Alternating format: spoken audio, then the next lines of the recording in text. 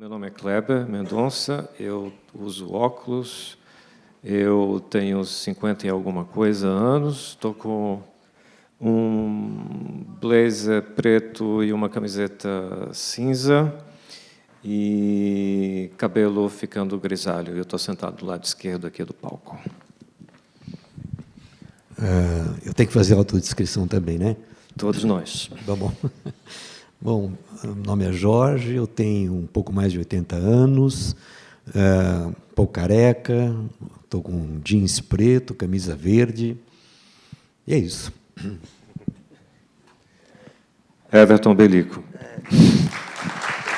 Muito obrigado. Vamos fazer a discussão, né?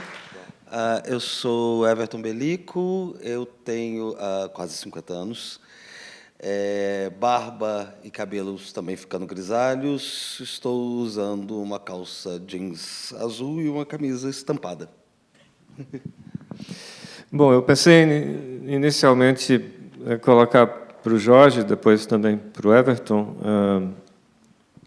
mas pouco mais de um ano que o Jorge nos ofereceu uma programação especial de filmes que o formaram, ou o ajudaram na sua formação, e foi ali que a gente anunciou o projeto do IMS relacionado à obra do Jorge, tanto na retrospectiva de filmes também como a exposição fotográfica.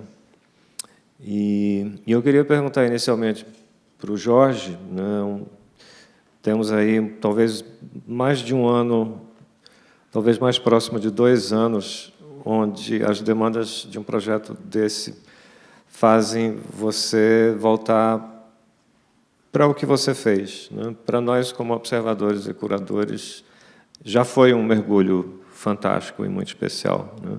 Eu acho que cada uma dessas obras não deixa de ser uma aula de Brasil, né? Eu acho que há não só o conteúdo de cada filme, mas também acho que o tempo agrega muita coisa, né?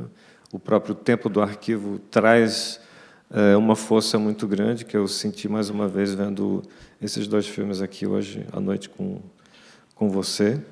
E eu queria te perguntar, esse período de demandas e de você ser colocado na situação de voltar para esses filmes e você olhar o seu próprio material, olhar suas fotografias, aonde é que isso te colocou como pessoa, como autor, como artista? Como é que foi esse processo de preparação e de imersão no seu próprio trabalho dentro desse projeto aqui no IMS? Quanto a mim, pessoalmente, eu nunca deixei de lado essas imagens, esse trabalho que eu realizei a partir dos anos 60 na Universidade de Brasília até hoje, porque muitos dos meus trabalhos eles partem também do meu próprio arquivo. Então, eu nunca deixei de olhar isso. E por uma outra razão também, que talvez não é uma razão muito feliz, mas a grande maioria dos meus filmes, eu diria quase todos, eles se tornam sempre atuais, porque os problemas apontados só pioraram, né? Então, a atualidade desses filmes, seja aqui o Jari, que a gente viu, Iracema, Terceiro Milênio, quase todos, né? Eles apontam problemas que estão aí, quer dizer, que não foram solucionados, né? O interessante é a gente vendo o Projeto Jari, que é um filme do início dos anos 70, né? Que tudo que está colocado aí podia ser hoje, né? Então, o filme ele não sai de mim, né? Ele permanece. O Everton teve um acesso, digamos, muito especial, né, a muitas horas, dezenas de horas de material do arquivo pessoal de Bodansky em vários formatos, né, Super 8 Mini DV, Hi8, o Matic e Betacam. E eu queria que você falasse um pouco sobre o mergulho nesse material e sobre os 4 filmes que nós estaremos vendo também, que foram fruto dessa pesquisa, né, e desse contato com o material, né? Muito obrigado. Antes de mais nada, eu queria agradecer a você, a Márcia, a Jorge, pela essa oportunidade. Minha primeira reação, obviamente, foi de espanto. Primeiro, de espanto com a existência, né, com a mera existência desse arquivo. A gente sabe, né, que existe um empreendimento contínuo, né, de destruição da memória do cinema brasileiro, né, e a indisponibilidade das cópias, ao qual você mencionou, né, Kleber, é parte desse empreendimento contínuo, né, e é um empreendimento ativo, né, de destruição da memória do cinema brasileiro, né. Ele não é um acidente, né. É como se as instituições, né, do nosso audiovisual gestassem sua própria destruição e sua autodestruição, né, permanentemente. Então, a própria existência desse conjunto de materiais do Jorge é per si extremamente espantosa. E ela, mesmo constituindo-se de materiais claramente com finalidades muito distintas, né, Jorge? Desde registros muito pessoais, né, até registros que permitiam, inclusive a gente emprega no corte, né, do seu depoimento que você falando, era um suporte visto como amador, né, e acho que talvez um suporte amador, talvez no sentido mais forte do termo, né, na medida em que a ausência de uma preocupação estritamente profissional na lida com aquela câmera permitia, né, uma espécie, né, de exercício de liberdade naqueles tempos tão sombrios, na qual você estava filmando aqueles materiais, né? Então, materiais muito diversos entre si, mas que eu acho que, se a gente for pensar, né, talvez está usando um raciocínio que já é um raciocínio das artes visuais mais do que do cinema, né, da própria ideia do acervo, do arquivo como uma obra de arte, né? Então, o próprio arquivo, como per si, né, e o seu próprio inacabamento, né, desses materiais, eles per si constituem uma espécie de forma, né, de obra de arte, né? Eles não são simplesmente uma memória de uma produção, né, mas eles podem ser considerados, independente, né, dos rearranjos possíveis ou dos cortes possíveis, como uma obra dotada de um sentido que é um inacabamento, né? Que é uma abertura estrutural. Eu me lembro de você mencionando, né, que o caráter silencioso, né, do Super 8 permitia, né, talvez uma manipulação mais livre daquelas imagens, né? E talvez isso diga respeito, né, a esse caráter muito aberto, né, das formas que a gente encontra nesses materiais. Foi, enfim, era um labirinto prazeroso, né, de percorrer, e prazeroso tanto no sentido da gente poder encontrar quase como uma espécie de uma arqueologia das formas tecnológicas, né, de registro, e acho que, nesse sentido, é muito feliz o nome tanto da exposição quanto da mostra, né, que o seu trabalho como criador e o seu trabalho como câmera são indissociáveis, né? O fato de vocês manipular a câmera, né, é um fato indissociável, né, da sua imaginação criativa, né? E então era um labirinto prazeroso, tanto no sentido de que você tinha essa espécie de arqueologia das formas, né, tecnológicas de expressão cinematográfica, quanto também era espantoso ver certos exercícios de liberdade que a gente não está acostumado a ver, né, diante do império da censura, né, durante os anos 70 e começo dos anos 80.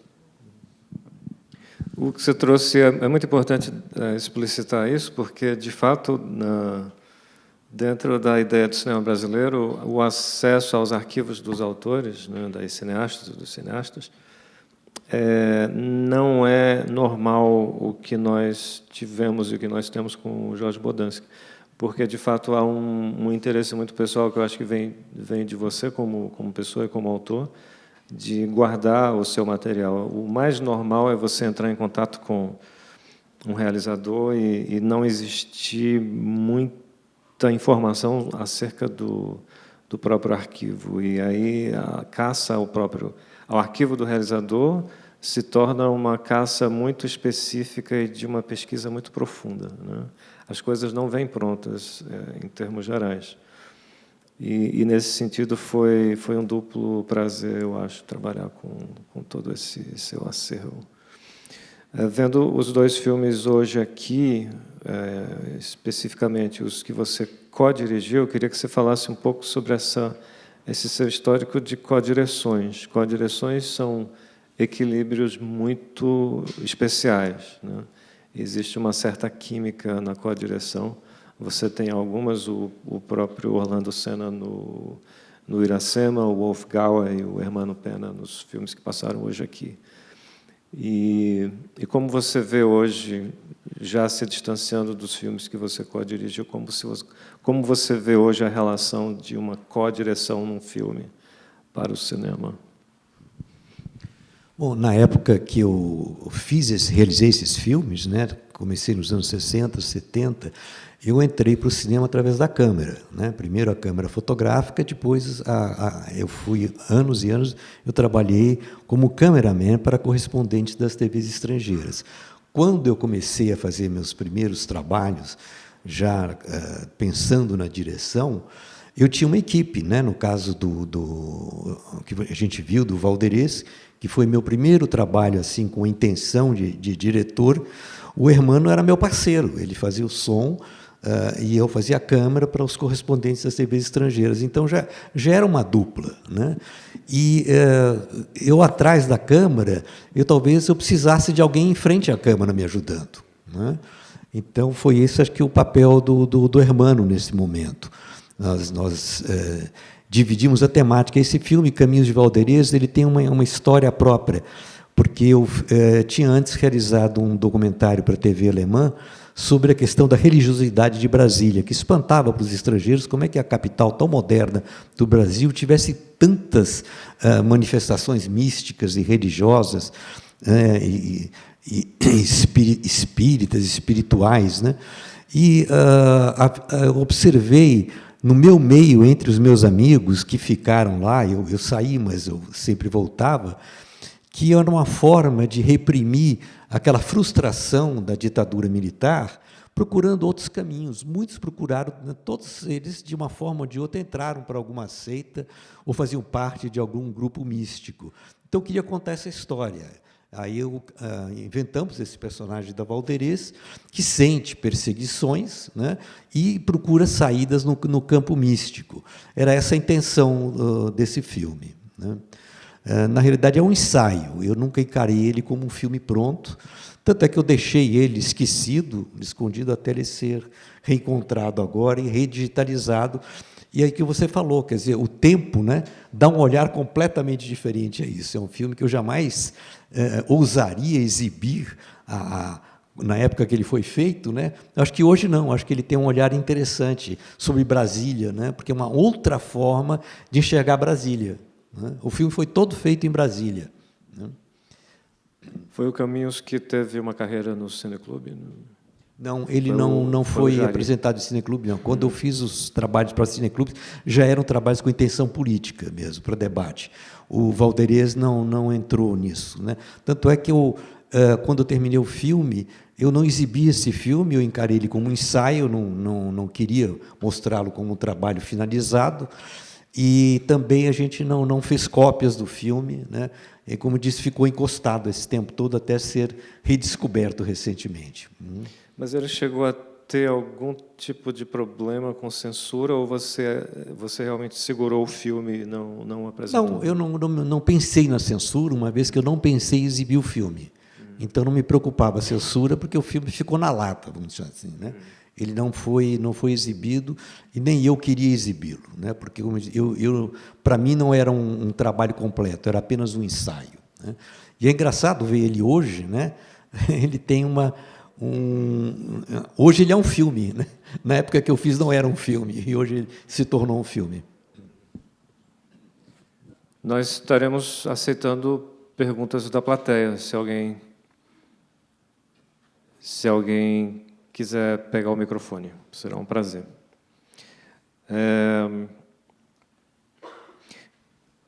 Vendo hoje o Jari,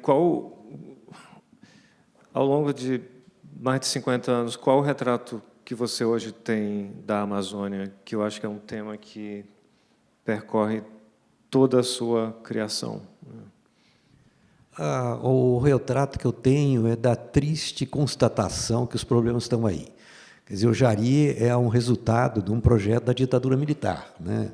Eles fizeram a Transamazônica e tentaram grandes projetos, todos eles fracassados. Começou a Forlândia anterior à ditadura militar, mas os megaprojetos amazônicos, todos sem exceção, até hoje, vamos pensar em Belo Monte, são grandes fracassos, né? Então, o senador Evandro Carreira me diz, a megatecnologia não serve para a Amazônia, né? A gente tem que observar como é que os povos nativos vivem e como eles lidam com a natureza, e não é através de grandes projetos, né? Então, o filme, não sei o que dizer sobre isso, né? A mensagem que ele passa, no que eu passo através desse filme, é que a ideia de ocupação da Amazônia errada que a gente teve desde o início permanece, né? Então, entra governo, sai governo, mas a forma de ocupar a Amazônia, a maneira de querer ocupar a Amazônia é a mesma, né? Basta ver o que está acontecendo hoje, né? O garimpo, não, é a parte mais visível disso, né? Uma pergunta da plateia aqui. A pergunta, para quem não ouviu, é relacionada aos dois filmes apresentados e à ausência do elemento indígena nesses dois filmes, especificamente. A área onde a gente filmou, o Projeto Jari, não tinha índios naquela área, indígenas naquela área. Se tinha, já tinham sido expulsos há muito tempo. Então, não passamos por nenhuma comunidade indígena nessa região, né? Temos uma pergunta ali atrás. Seria possível, talvez, chegar um microfone para ser registrada a pergunta? Obrigado. A questão indígena eu tratei bastante, até em outros filmes, né? Mas, daquele momento do Projeto Jari, realmente não havia mais indígenas nessa região. Com certeza havia originalmente, mas já há muito tempo tinham sido desaparecidos, vamos dizer assim. Talvez uma forma de mostrar o fato de não ter indígenas já é um sinal que alguma coisa errada aconteceu. Sim, de toda forma, na retrospectiva, o elemento indígena dentro do tema Amazônia é muito presente na obra do Bodansky. Oi, boa noite. Sobre o Projeto Jari, eu queria perguntar sobre acesso, negociação, porque o filme não tem muito elemento para a gente entender como é o seu acesso às pessoas, à dimensão política, ao que está acontecendo ali. Então, acho que vale a pena comentar um pouco, assim, se tem uma negociação, se você se assume como realizador e o conteúdo político daquilo que você estava fazendo estava claro para quem estava envolvido. Tem uma série de autoridades que estão no filme, então acho que dá essa curiosidade de entender como é que é a dimensão, a negociação ali com quem está envolvido no processo. Bom, o filme Jari aconteceu a partir do senador Evandro Carreira, que eu conheci antes, por ocasião de uma entrevista que ele deu e pediu imagens minhas. Eu achei estranho ceder imagens, mas eu achei ele uma figura interessante, cedi. Aí ele me disse assim, olha, nós estamos preparando, eu faço parte da Comissão Parlamentar de Inquérito em Defesa da Amazônia, foi a primeira comissão parlamentar de inquérito com a temática da Amazônia, que ele liderava no Senado, isso ainda no auge da ditadura militar.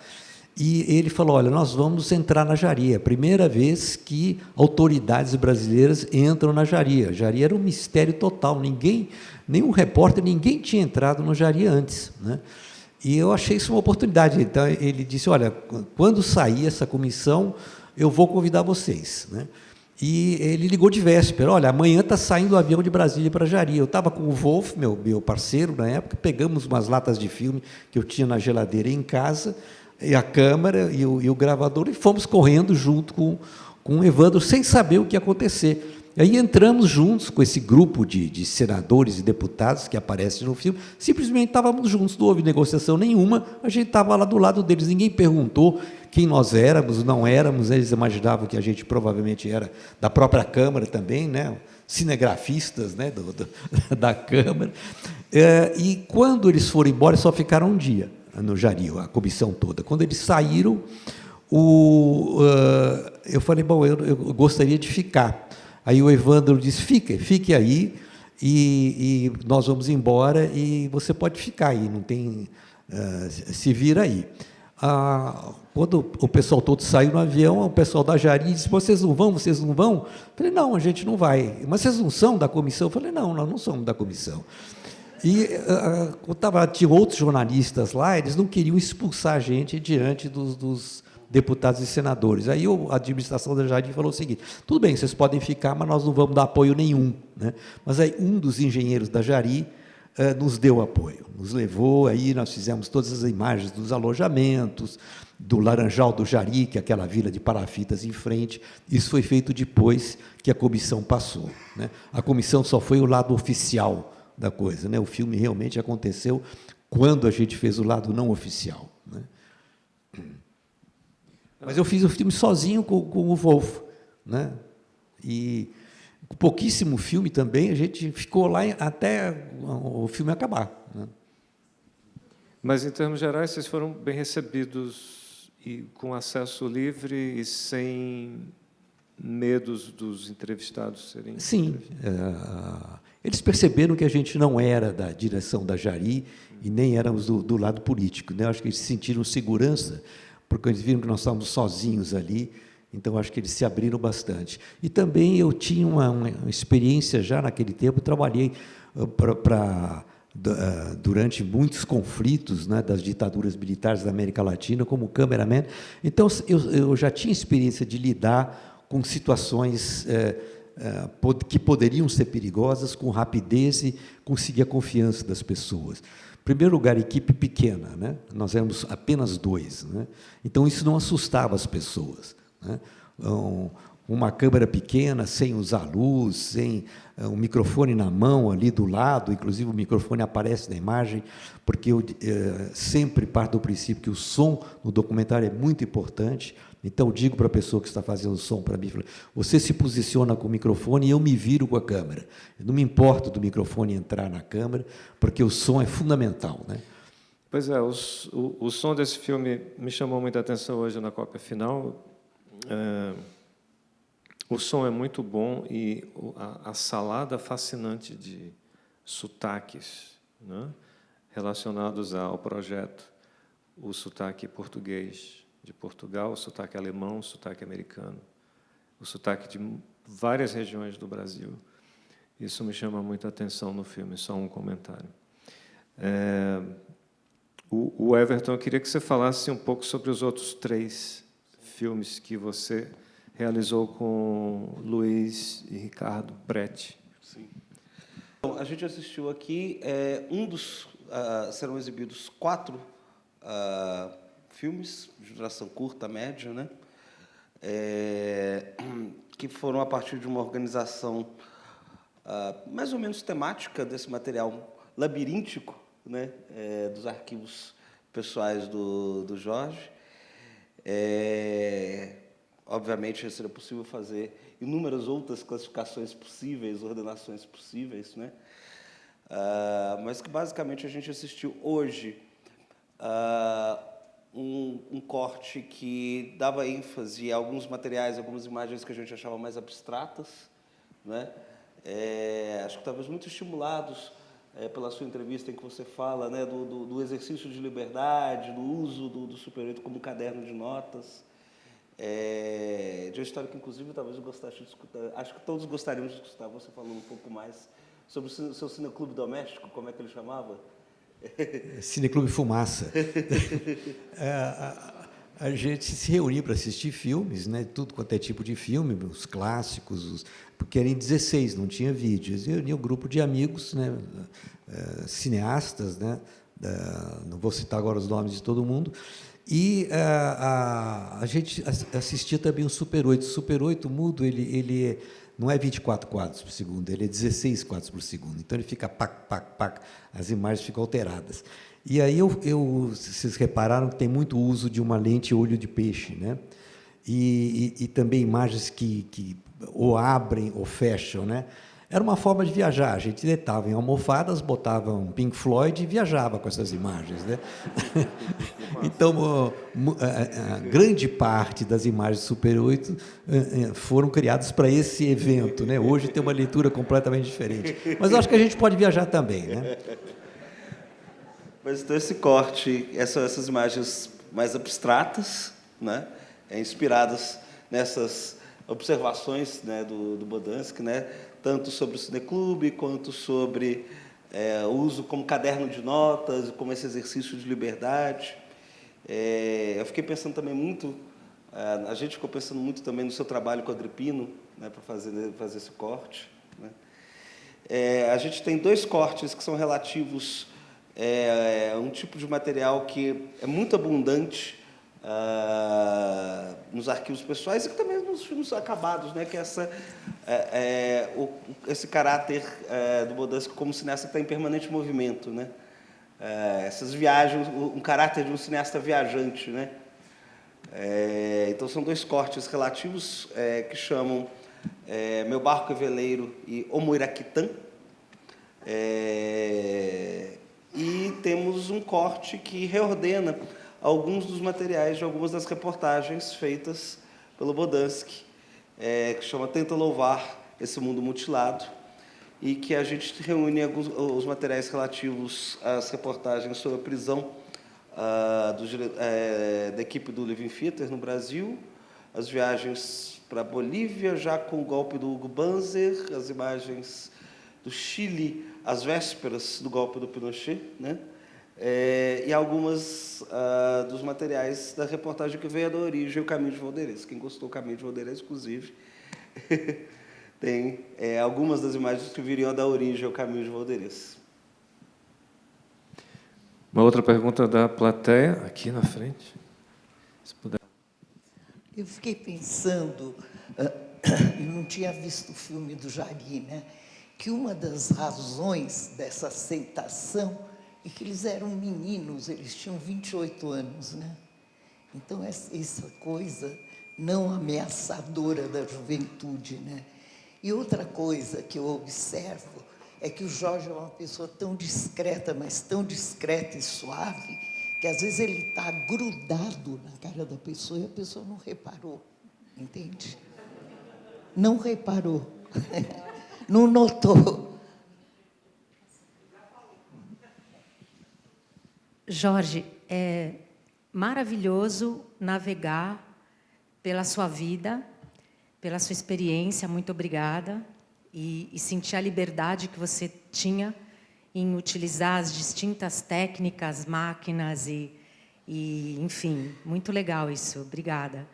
E uma pergunta que eu tenho é se dentro dessas experiências que você teve, principalmente ali na Amazônia, porque eu já viajei muito e tive situações onde, essa é a minha pergunta, você teve alguma situação onde você se sentiu em perigo ou depois você teve alguma perseguição, porque você fala, consegue chegar em uma informação tão importante e abertamente mostrar isso, na época, nem imagino como deve ter sido a repressão, né?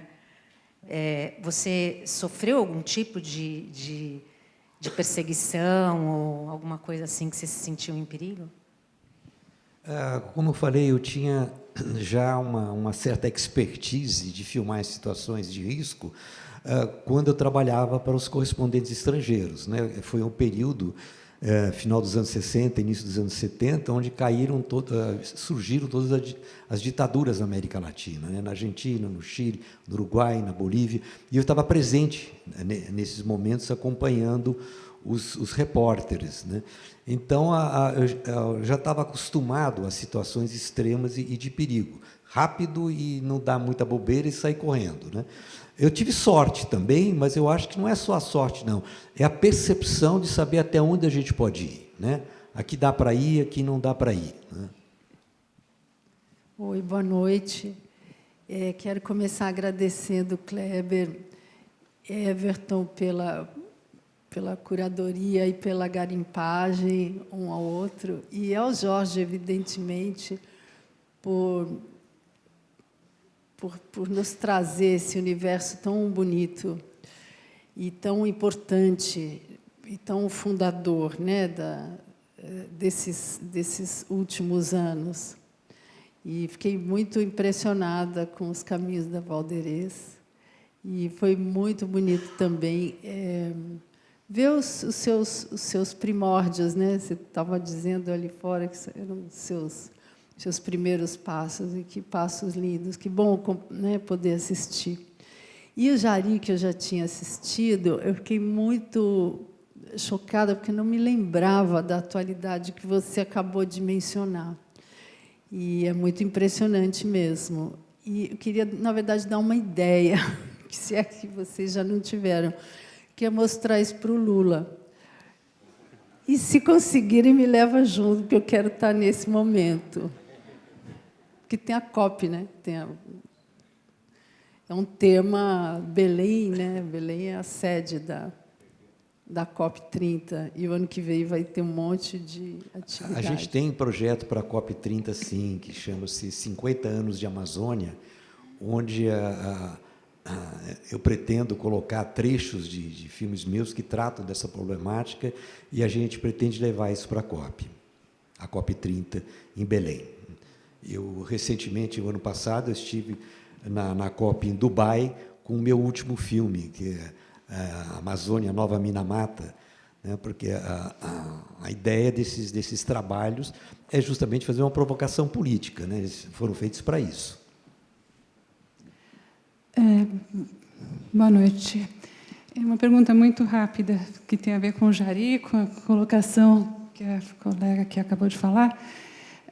Você teve curiosidade, não tem curiosidade de voltar para esses ambientes todos, para o Jari, e ver o que está acontecendo dentro dessas perspectivas de ser uma discussão extremamente atual, urgente? E o que deu tudo isso, né? Porque eu acho que não ficou congelado, deve ter muitas novidades. Essa é a minha pergunta. Eu continuo viajando bastante pela Amazônia, alguns lugares eu volto, outros eu vou em lugares novos. Eu fiz uma série, alguns anos atrás, chamada Transamazônica, uma estrada para o passado, onde a gente percorreu toda a Transamazônica e revisitou as locações de Iracema, né? E tive agora, semana passada, em Marabá, que também é um ponto importante. Na minha produção, Iracema foi feita em Marabá, a Igreja dos Oprimidos foi feita no entorno de Marabá, e eu tive em várias comunidades lá, a gente já exibiu esses filmes em outros tempos e continua exibindo. Eu, na medida do possível, revisito, sim. Para mim é muito importante a devolução, quer dizer, mostrar para as populações, vamos dizer, a história deles, né? E isso dá uma grande satisfação, e eles têm muita curiosidade, porque tem pouquíssimo material histórico, né, desse tempo. E eu até recebi mensagens agora no WhatsApp: puxa vida, por que você não leva esse filme Jari para o Laranjal do Jari, que hoje é a segunda cidade do estado do Amapá, depois de Macapá? É uma imensa favela, né? Seria interessante poder voltar lá e exibir o filme hoje, para eles conhecerem a origem do Laranjal do Jari. O projeto Jari continua, né? Ele mudou de dono várias vezes, acabaram, naturalmente, com a plantação da Gemelina arbórea, que é um absurdo, mas a mina de Caulim vai muito bem. Temos uma pergunta ali atrás. Então, Bodansky, eu também achei muito impressionante seus 2 filmes que eu vi. E eu queria te perguntar, assim, se você poderia falar um pouquinho, é uma curiosidade, uma coisa simples também. E eu já vi que você é muito econômico nas palavras. Os seus filmes parece que são também de baixo custo, né? Tudo muito... Dá para ver que não tem muito financiamento nesses filmes que você tratou aí. E eu queria que você falasse o que foi que você aprendeu com o Zé Agripino com relação a Super 8. Eu queria que você falasse mais um pouco do Super 8 e a sua relação com o Zé Agripino aí. A gente se encontrou no contexto do filme do Zé Agripino, não sei se você lembra. Você quer que eu fale sobre o Super 8? É engraçado que o Super 8 nunca saiu de moda, né? Agora voltou com força, é aquela nostalgia do não vivido, né? Mas o Super 8 tem várias curiosidades. Bom, primeiro, aquilo que foi dito aqui, é uma forma livre de você se expressar sem ter que se submeter à censura na época. Uma coisa que eu acho muito interessante no Super 8 é o fato dele ser mudo, né? Ele se tornou sonoro mais para o final, mas muito ruim a qualidade sonora do Super 8. E também a questão da edição. Eu, logo de início, abandonei a ideia de editar o Super 8. Eu editava ele com a própria câmera. Do jeito que saía da câmera, eu simplesmente emendava os rolinhos, né?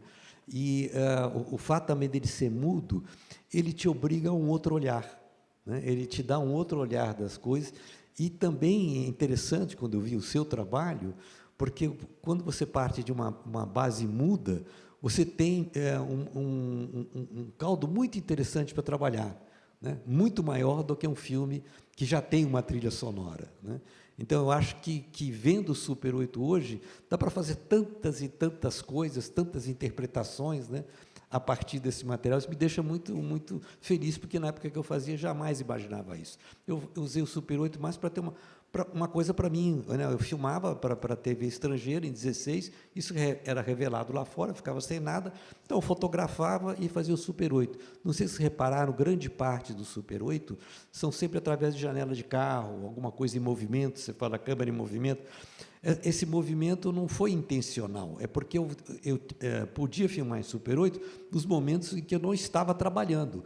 Então, era um momento que eu estava viajando, que estava num carro, indo para cá, para lá, ou indo num avião. Então, era um movimento de deslocamento, não porque eu quisesse fazer uma câmera em movimento. É o tempo que eu tinha para fazer o Super 8, que o outro tempo eu tinha que fazer meu trabalho profissional. Eu venho de uma cidade, o Recife, que se abraçou com o formato Super 8 nos anos 70, né? Pela completa falta de meios de produção na época. O Super 8 ele era uma realidade no sentido de você conseguir fazer filmes, né? E, para além do seu manuseio, de você ter o equipamento Super 8, você transitou no cinema Super 8 brasileiro feito na época, as imagens elas ficaram mais restritas ao seu próprio uso pessoal, como caderno de anotação. Não, tinha o Grife, né, que era uma escola de Super 8 em São Paulo. Eu conhecia todas as pessoas do Grife, fazia parte, a gente se reunia, mostrava, mas eu não, como eu disse, o Super 8 não era um objetivo final meu, né? Tinha um objetivo mais de uma coisa para mim mesmo, né? Então, eu não pretendia, nunca terminei meus filmes Super 8. Os filmes Super 8 eram um arquivo vivo de momento, mas não um produto final, né? Havia grupos que faziam filmes mesmo de Super 8, começo, meio, fim, mas isso eu não fazia. Eu não cheguei a fazer nenhum filme em Super 8 mesmo que eu possa dizer, esse é o produto final. O Super 8, para mim, sempre foi um meio.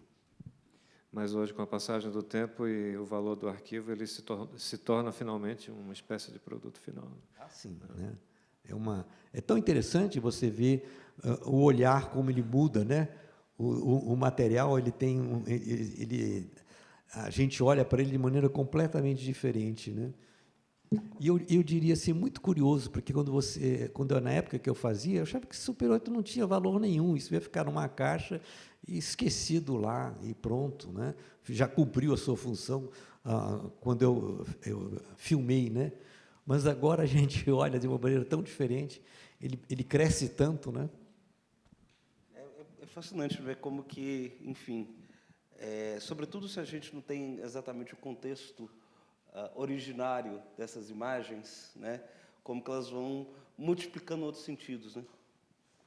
E talvez, inclusive, justamente pelo fato de que você não pertencesse, né, a essa cena super oitista, né, que construiu formas, né, construiu tendências aqui no Brasil, né? Justamente pelo fato de que você considerava aquilo mais um rascunho, né, um caderno de notas, uma espécie de diário fílmico, né? Permita essa abertura de sentidos.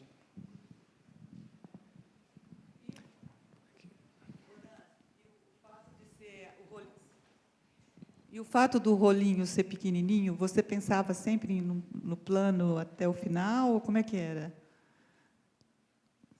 Não, eu fazia plano sequência com a câmera, né? A câmera fazia fusão, então eu já filmava imaginando ser o produto final. Eu já sabia que eu não iria editar esse material, né?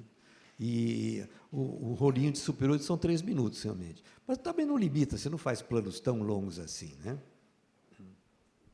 Uma vez que você se adapta a esse formato, ele não é limitante. Ao contrário, é muito livre.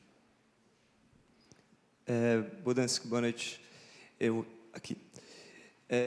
Eu queria perguntar uma coisa que eu sinto que você tem uma posição bem específica no cinema brasileiro da época, no sentido de que você foi muito financiado pela ZDF, a TV alemã, você trabalhou como correspondente internacional, e eu sinto que isso te permitiu que você filmasse sem entrar no circuito da burocracia cultural da época e talvez rodasse por lugares onde as pessoas não estavam rodando muito.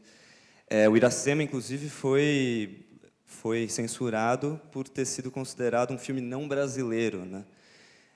Pelo menos essa era a desculpa burocrática. Eu queria entender, então, como você se vê nessa trajetória, o seu lugar nessa trajetória do cinema brasileiro na época. E você falou também de um intuito político, de um caráter de intervenção mesmo. E aí eu queria entender um pouco onde esses filmes circularam, esse lugar de cineclube que vocês comentaram por alto, e se um filme como o Jari, por exemplo, produziu algum tipo de impacto no debate do momento, ou se isso foi exibido internacionalmente. Queria entender melhor essa circulação. O Jari é um exemplo bem interessante disso que você acabou de colocar agora. Havia um movimento cineclubista muito bem organizado e muito espalhado pelo Brasil todo, né, que era utilizado pelas comunidades eclesiais de base, os sindicatos, os diretórios estudantis, havia essa distribuidora, Dina Filmes. Praticamente todos os filmes que eu fiz naquele momento circularam nos cineclubes. A gente teve algumas cópias em 16 do Iracema, ele estava censurado, vamos dizer, oficialmente para o cinema, mas ele circulou pelos cineclubes, né? A gente trouxe cópias em 16, clandestinamente, e elas circularam bastante. O Jari é o único filme que eu fiz exclusivamente pensando em cineclubes. Não pensei em nenhum momento que ele iria ser exibido em um outro lugar, como também não foi, né? É a primeira vez que ele é exibido em cinema, é aqui, foi nesse momento agora, né? Ele foi, vamos dizer, um sucesso no cineclube, justamente porque ele foi construído para o debate. Quer dizer, é um filme quase que didático da situação que estava acontecendo, e o deputado Modesto da Silveira, que aparece no filme, ele já faleceu, ele usou esse filme como uma arma política mesmo. Ele circulou o Brasil inteiro pelos MDAs. MDAs eram os movimentos de defesa da Amazônia que tinham nos anos 70. Né? Era uma forma da sociedade civil se defender um pouco daquela opressão da ditadura militar. Você exibiu fora esse filme, não? Você exibiu fora esse filme, não? O Jari não, nunca foi exibido fora. Os outros sim, né? Como você falou, eram produções do ZDF, mas a TV alemã também um baixíssimo custo, porque eram programas experimentais, eram programas que não tinham muito orçamento, mas como a gente trabalhava de uma forma muito simples, né, com equipes muito pequenas, qualquer dinheiro já dava para a gente fazer. Agora, no caso do Jari, não tinha recurso nenhum, zero, né? Mas ele se pagou dentro do cineclube, apesar das taxas serem muito baixas, que a Dinafilme cobrava. Eu tenho essa documentação toda da Dinafilme, e eu acho que é uma coisa que tem que ser estudada ainda, o que foi esse movimento cineclubista nos anos 70 no Brasil, que foi uma coisa muito importante de resistência, né? Onde o cinema realmente atuou como um instrumento político de ação política. E acho que o Jari é um exemplo muito, muito feliz desse momento, né? Ele foi feito para os cineclubes e viveu o movimento, ele se completou dentro do movimento cineclubista. Mas só uma pergunta.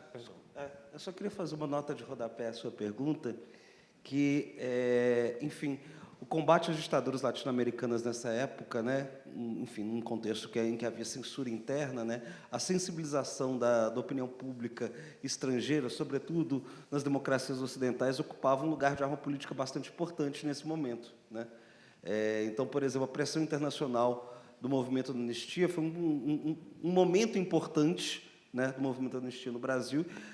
Enfim, os correspondentes da Anistia Internacional aqui no Brasil, enfim, todo este trabalho, né, de sensibilização, né, das opiniões públicas das grandes democracias ocidentais era uma arma de combate importante, né, contra as ditaduras latino-americanas. É uma pergunta quase técnica, mas quando você tem como objetivo o circuito de cineclubes, você teria tido a obrigação de submeter ao Ministério da Justiça para obter um certificado de censura para o Jari? Não. Ou sai completamente fora? Nem pensamos nisso, saiu completamente fora. Né? Ele foi feito, entrou diretamente no cineclube, sem passar por nada. Né? Primeiro, o formato 16.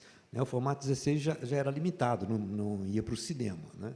Nem para a televisão, nada. Então, já era um formato que já pela sua própria natureza, dificultava o acesso da censura. Né? Mas havia censura no cineclube, sim.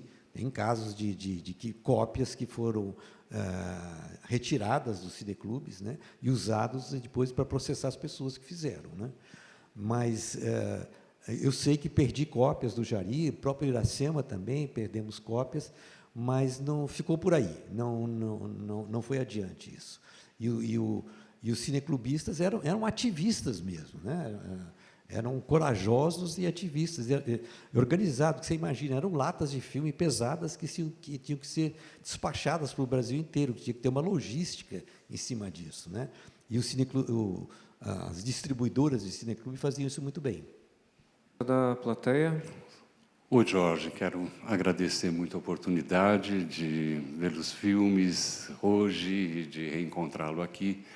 E voltar a tocar na mesma questão que você observou da atualidade, que também é a mesma sensação forte que me causa em vê-los, mas a atualidade, essa forte sensação, por outro lado, também traz as mudanças nesse meio tempo, as mudanças que, se não me engano, Lutzenberg fala de uma Amazônia, uma das últimas florestas intactas do planeta, como você também voltou a mencionar no Beiradão, que era uma pequena favela e é uma grande cidade, como tantas outras no Brasil hoje.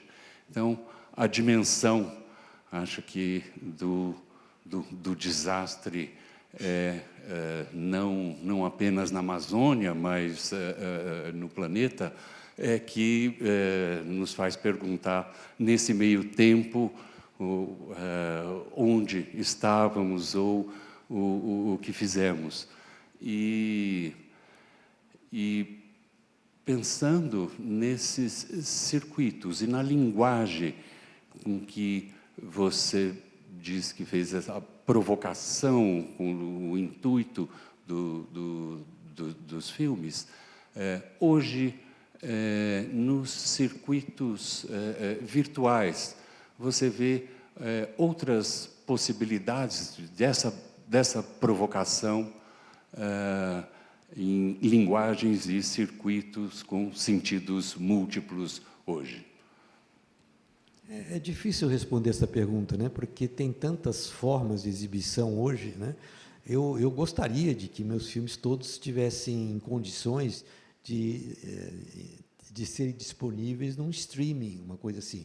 Eu estou esperando completar a digitalização de todos eles, que vai ser feita durante esse período aqui da mostra, que são 3 meses ainda. Eu espero chegar ao fim com a quase totalidade dos meus trabalhos em condições de serem exibidos e, quem sabe, juntá-los todos em algum lugar de streaming para que eles possam ser acessíveis no seu conjunto.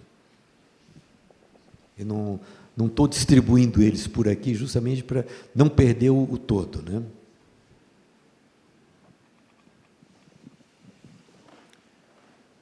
Bom, na verdade, temos uma última pergunta. Aqui. Aonde que é?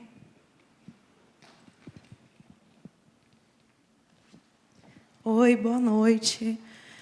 Eu queria dizer que eu fiquei muito impactada pelo filme do Jari. Eu sou da Amazônia, estudo a Amazônia, e principalmente com as falas do Evandro Carreira, né, que já tinha aparecido também no Terceiro Milênio. Então, na verdade, eu queria perguntar para o Jorge um pouco mais sobre essa figura do Evandro Carreira, como foi o contato com ele, produzir esses filmes, enfim, saber um pouquinho mais sobre isso. Obrigada. Não, eu encontrei o Evandro por um acaso. Aliás, ele me procurou, né? E depois de ter feito o Jari, eu senti que era um personagem interessante. E ele mesmo chegou para mim e disse: olha, eu estou preparando a minha campanha eleitoral, vou me candidatar ao governo do Estado do Amazonas, na primeira eleição, que foi nos anos 80, e eu vou fazer uma campanha eleitoral, vou descer o Rio Solimões, quando ele entra no Brasil, em Benjamin Constant, até Manaus. E você não quer ser meu cinegrafista, registrar isso? Eu falei, claro, né? E quando chegou o momento, ele me avisou. Aí também foi de uma hora para outra, o barco sai do dia para a noite. Peguei o meu parceiro, o Wolf Gauer, e o David Pennington, que também é um grande parceiro meu, que o técnico de som, ele aparece aqui no filme do Jari também, não lá na Jari, mas no estúdio, né? E o que eu tinha de lata de filme, embarcamos com o Evandro Carreira. Mas aí eu já conheci ele, já tinha feito o Jari com ele. Eu falei, bom, vamos ficar em cima dele e vamos ver o que acontece. Não tinha a menor ideia o que poderia acontecer e também não tinha recurso nenhum, né? Ele nos deu a passagem até Manaus para pegar o barco e só isso. Depois eu consegui convencer também um produtor da TV alemã de um programa bem experimental, que, olha, tem um material interessante, eu gostaria de ter um recurso para finalização, que foi feito, eu acho que na época a gente não deu muito valor, mas chama-se O Terceiro Milênio, justamente por causa dessas profecias do Evandro Carreira. O Evandro Carreira é uma figura extremamente problemática lá na Amazônia, as pessoas odeiam ele, né? Até hoje o filme nunca foi exibido em Manaus, ninguém quer saber do Evandro Carreira, ele já morreu, já tem muito tempo, mas eu acho ele uma figura interessante justamente por causa desses lados do maluco ao histriônico ao profético, né? Então é uma forma de você entrar nesse universo amazônico através de um amazônida. Ele é uma figura de Manaus, né? Ele não inventa nada do que ele faz, ele é assim, ele é um produto da região, é um político característico dessa região. Então, acho que no Terceiro Milênio, que a gente vai exibir aqui, que termina no Congresso, eu acho que talvez é o filme mais interessante que eu fiz para se entender a alma da Amazônia. Como observador, eu aprendi muita coisa vendo os seus filmes nesse processo todo da retrospectiva, mas o Evandro Carreira foi realmente, talvez, a grande descoberta. Acho que é um dos grandes personagens do cinema brasileiro de documentário. É muito impressionante. E o Terceiro Milênio será exibido dentro dessa retrospectiva. Eu preciso agradecer a presença de todos vocês. Preciso agradecer ao Everton e ao Jorge mais uma vez. Essa programação ela fica em cartaz até julho, mas cá entre nós eu acho que ela vai se estender por mais alguns meses, mas não falem para ninguém ainda. E é um prazer muito grande estar aqui com vocês, estar aqui com o Jorge, e é uma honra estar aqui do seu lado também. Muito obrigado.